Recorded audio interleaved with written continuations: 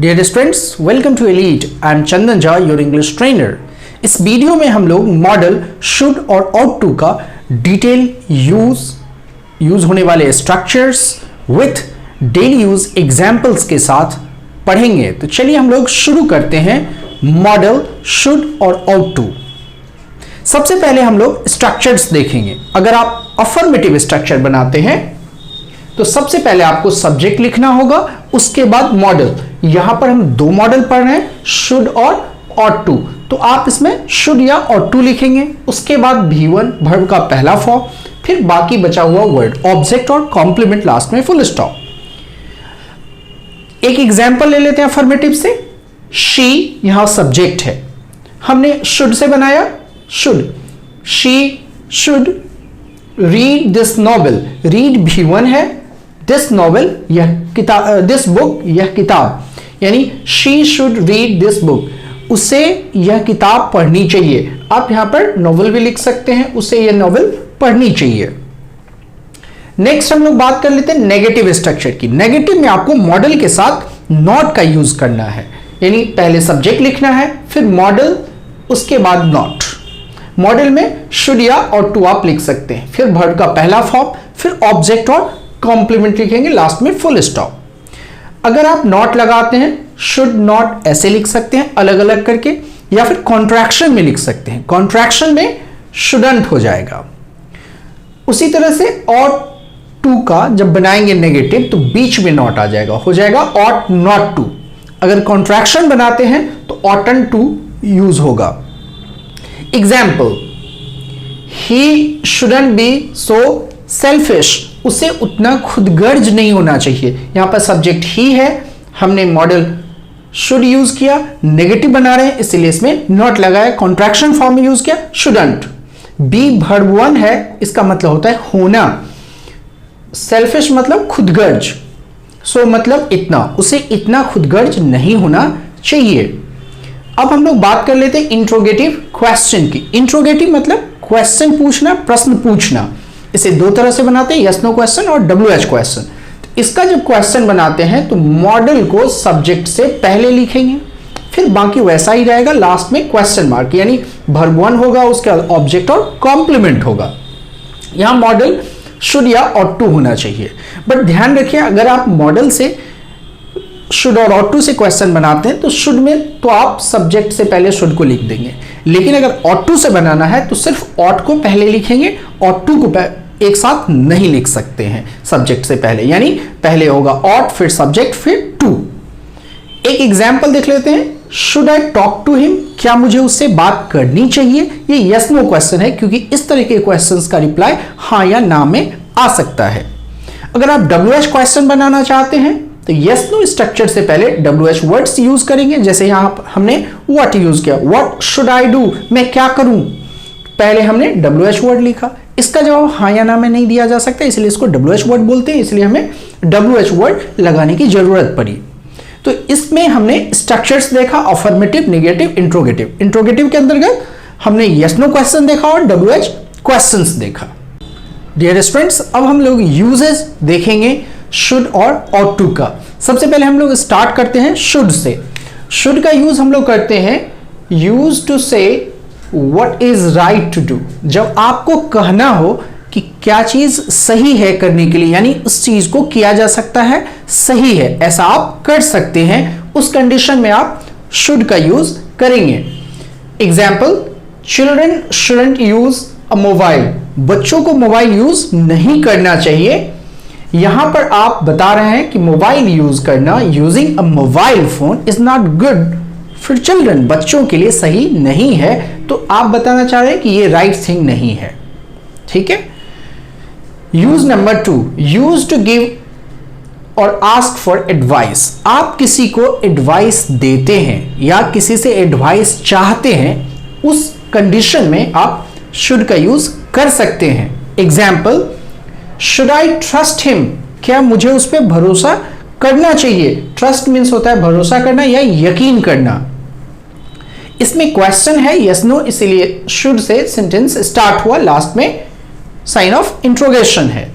Next है used in official orders और instructions. जब ऑफिशियली किसी को ऑर्डर देते हैं या इंस्ट्रक्शन देते हैं वहां भी आप शुड का यूज कर सकते हैं।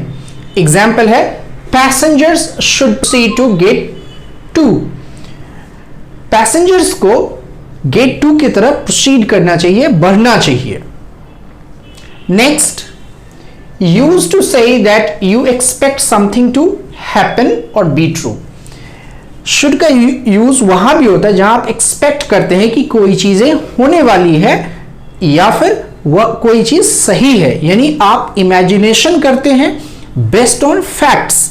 आपके पास कुछ फैक्ट्स हैं, उसके आधार पर आप इन्फरेंस निकालते हैं, इमेजिनेशन करते हैं, वहां भी आप शुड का यूज कर सकते हैं। For example, it should be a nice day tomorrow. कल अच्छा दिन होगा। आज के वेदर के हिसाब से आप गेस करें, but it is not merely a guess. ये केवल गेस नहीं है, आपके पास इसका बेस है। जब किसी गेस के पीछे बेस हो, यानी लॉजिक हो, रीजंस हो, तो उसको आप सिंपल गेस नहीं बोलेंगे। उस कंडीशन में आप शुड का यूज कर सकते हैं। अगला एग्जाम्पल है शी शुड बी ओवर 30। वो 30 से ऊपर की होगी, यानी उसका उम्र 30 से ज्यादा होगा। आप किसी लड़की को देखें और लगा कि नहीं इसकी उम्र 30 से ज्यादा है, उस कंडीशन में आपके पास बेस है गेस करने का, आप शुड से गेस कर सकते हैं। अगर 9 बजे के टाइम पे आपकी मम्मी किचन में होती हैं, कोई पूछेगा मम्मी कहाँ है, आपको नहीं पता, फिर भी आप गेस कर सकते हैं क्योंकि प्राय वो 9 बजे के टाइम पे किचन में होती है। तो आप क्या बोलेंगे? She should be in the kitchen. अब हम लोग बात कर लेते हैं ought to का यूज। ought to का यूज हम लोग करते हैं पहला टू एक्सप्रेस मोरल ड्यूटी। अगर आपको बताना हो मोरल ड्यूटी तो आप ought to का यूज कर सकते हैं। बट मैं आपको बता दूं मॉडर्न इंग्लिश में ought to का यूज बहुत ही कम होता है। ought to के बदले हम लोग should का यूज करते हैं। जहां भी आप ought to यूज करना चाहें सभी जगह आप should से सेंटेंस बना सकते हैं और आपका सेंटेंस गलत नहीं होगा। तो आप ought to का यूज चाहें तो नहीं भी कर सकते हैं। बहुत सारे स्पीकर्स इसका यूज नहीं करते हैं, ये सिर्फ फॉर्मल लैंग्वेज में यूज होकर रह गया है। फिर भी अगर आपको मोरल ड्यूटी बताना हो तो ought to से आप यूज कर सकते हैं। Example, you ought to obey your teachers। आपको अपने टीचर्स को ओबे करना चाहिए, आज्ञा का पालन करना चाहिए। Next, use to express advice. अगर किसी को एडवाइस देना हो या किसी से एडवाइस लेना हो वहां पर ought to का यूज किया जा सकता है। For example, you ought to consult a good doctor. आपको अच्छे डॉक्टर से कंसल्ट करना चाहिए, मिलना चाहिए। तीसरा है use to say that you think something will probably happen और प्रोबेबली ट्रू। इसका आप यूज करते हैं ought to का जब आप ये बताना चाहें कि ये चीजें होना चाहिए, ऐसा संभव है, उस कंडीशन में आप ought to का यूज कर सकते हैं। एग्जाम्पल, ही लेफ्ट 2 hours ago। वह 2 घंटा पहले चला गया। तो अब आप गेस करें कि इस चीज को आगे जो एक्शन है वो ऐसा होना चाहिए। तो आप क्या गेस करें? So he ought to be there by now। इसीलिए उसे अभी तक वहां होना चाहिए क्योंकि 2 घंटे पहले गया।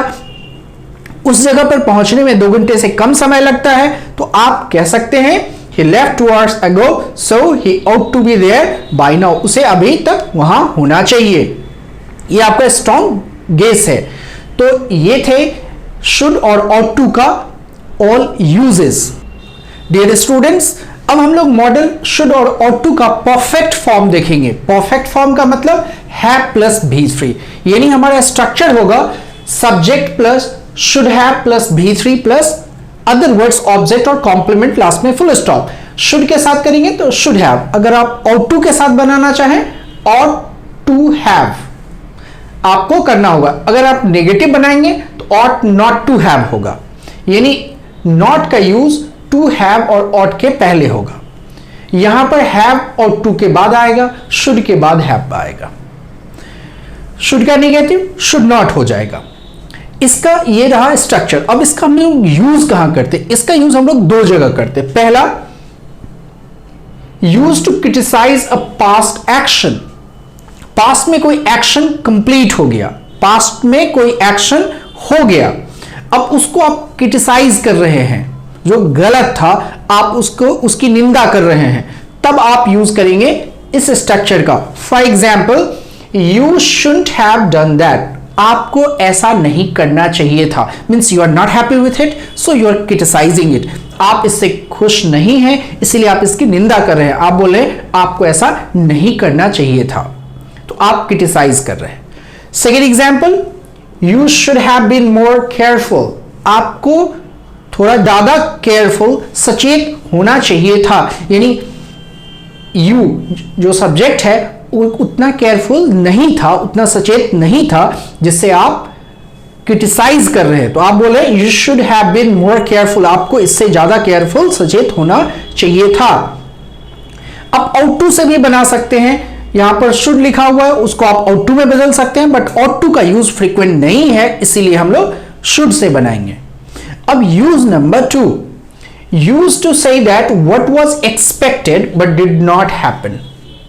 पास्ट में कोई एक्शन एक्सपेक्टेड था, ऐसा होने वाला था, इसकी पूरी संभावना थी, बट एक्शन कंप्लीट हुई ही नहीं, ऐसा हुआ ही नहीं।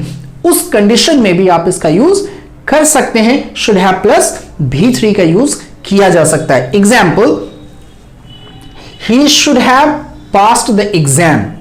ही यहां सब्जेक्ट है, तो हमारा जो सब्जेक्ट है ये पढ़ने में तेज था, बहुत पढ़ाई करता था, ये एग्जाम काफी इजी था, तो आप गेस करें कि उसको एग्जाम पास कर जाना चाहिए था, बट वो फेल कर गया, पास नहीं किया। यानी एक्शन एक्सपेक्टेड था बट पास्ट में परफॉर्म नहीं हुआ, तो आप लोग इस सेंटेंस का यूज करेंगे। तो इसका हिंदी हो जाएगा, उसे एग्जाम पास कर जाना चाहिए था बट पास नहीं किया। अगला, she should have reached there, उसे यानी उस लड़की को वहां पहुंच जाना चाहिए था, यानी बहुत पहले घर से निकली होगी, वहां पहुंचने का समय कम रहा होगा, तो आप एक्सपेक्ट कर रहे हैं कि उसे पहुंचना चाहिए था, इसकी पूरी संभावना थी, इसके बावजूद वह नहीं पहुंची, तो इसका हिंदी होगा उसे वहां पहुंच जाना चाहिए था बट नहीं पहुंची। तो ये थे परफेक्ट फॉर्म में शुड और ought to का यूज। अब हम लोग डेली यूज सेंटेंसेस देखेंगे। तो सबसे पहला सेंटेंस है, children should not take anything from strangers. Strangers मतलब होता है अजनबी, टेक मीन्स लेना। बच्चों को अजनबी से कुछ नहीं लेना चाहिए, it's not good thing to do, right. तो हम लोग सेंटेंस बनाएंगे, children should not take anything from strangers, बच्चों को अजनबी से कुछ नहीं लेना चाहिए। ये सुझाव दे रहे हैं, इसीलिए शुड से हमने बनाया, नेगेटिव है इसलिए शुड नॉट। अगला example, they should be here bye 10 o'clock, उन लोगों को 10 बजे तक यहां होना चाहिए। ये टाइम है, बाय 10 o'clock मतलब 10 बजे तक, बी मतलब होना, हियर मतलब यहां। They should be here bye 10 o'clock, उन लोगों को 10 बजे तक यहां होना चाहिए। तीसरा example, you should have called me, आपको मुझे कॉल करना चाहिए था, means you are criticising the person for not calling you, आपको उसने कॉल नहीं किया, इस बात को क्रिटिसाइज कर रहे हैं, इसीलिए आपने शुड हैव प्लस भी3 का यूज किया। तो यू शुड हैव कॉल्ड मी का मतलब होगा आपको मुझे कॉल करना चाहिए था, जो कि आपने नहीं किया। Next example, he should be home by now, वह बाय नाउ मीन्स अभी तक, वह अभी तक घर पे होगा, यानी घर पे उसे होना चाहिए, इस समय तक उसे घर पे होना चाहिए। अगला example, you should think about it, आपको इसके बारे में सोचना चाहिए, means it is right thing to do, तो आप इसके बारे में सोचिए, आपको इसके बारे में सोचना चाहिए। अगला example, your parents should buy a car, आपके मम्मी पापा को, आपके माता पिता को कार खरीदना चाहिए, बाय मीन्स खरीदना। तो इसमें हमने सब्जेक्ट योर पेरेंट्स क्या है, पेरेंट्स मतलब होता है माता और पिता। अब अगर आप पेरेंट में एस लगा देंगे तो माता पिता दोनों होगा, एस हटा देंगे, पेरेंट सिर्फ लिखेंगे, तो इधर मदर और फादर, या तो मां या पापा, दोनों में से एक के लिए यूज होता है। अगला example, you should take an umbrella, आपको, अम्ब्रेला मीन्स होता है छाता, आपको छाता लेना चाहिए, टेक मीन्स लेना, आपको छाता ले लेना चाहिए।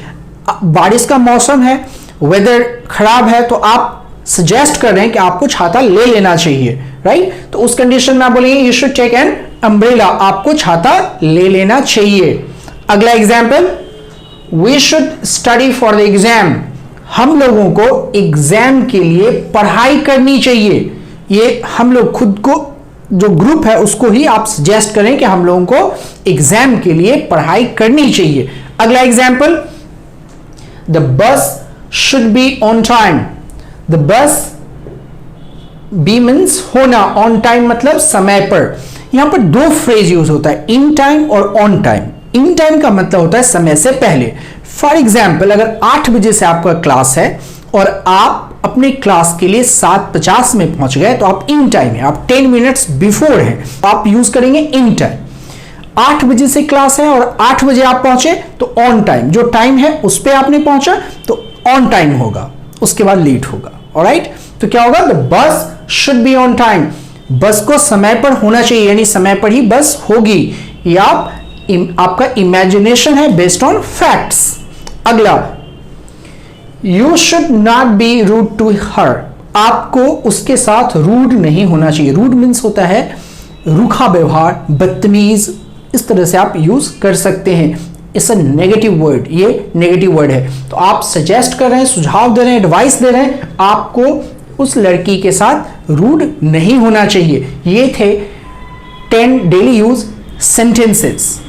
अब आप शुड और ऑट टू का प्रैक्टिस कीजिए। अगर आपको फिर भी कोई प्रॉब्लम रह गई हो या आपको आगे प्रैक्टिस के दौरान फेस करना पड़े तो आप मुझे कमेंट बॉक्स में लिखकर पूछ सकते हैं और मैं उसका रिप्लाई दूंगा। इस वीडियो में इतना ही। अगर आपको वीडियो पसंद आया तो वीडियो को लाइक करें, शेयर करें, चैनल को सब्सक्राइब करें और बेल आइकन को प्रेस करें ताकि आगे आने वाले वीडियोस का नोटिफिकेशन आपको समय पर मिलता रहे। Thanks for watching, bye bye.